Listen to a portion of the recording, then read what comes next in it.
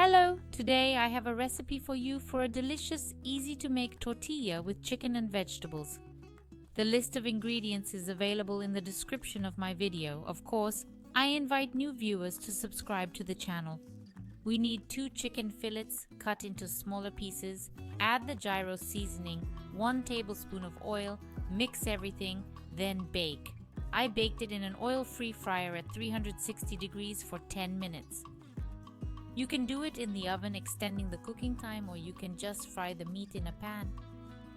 If you have time, you can put the meat in the refrigerator for at least an hour. Prepare 5 tortillas and spread them with your favorite sauce. I made my own garlic sauce here, and then I'm adding fried chicken fillet or baked chicken if that's easier for you.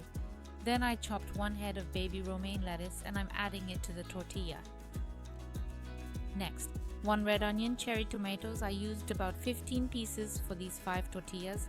Then a bit of grated mozzarella, in my case for this portion about 100 grams. A bit more sauce, in my case sweet chili. Roll everything together, then grill it on a dry pan. You can also bake it in the oven. I put it in a fat-free fryer at 200 degrees for about 6 minutes and it's ready.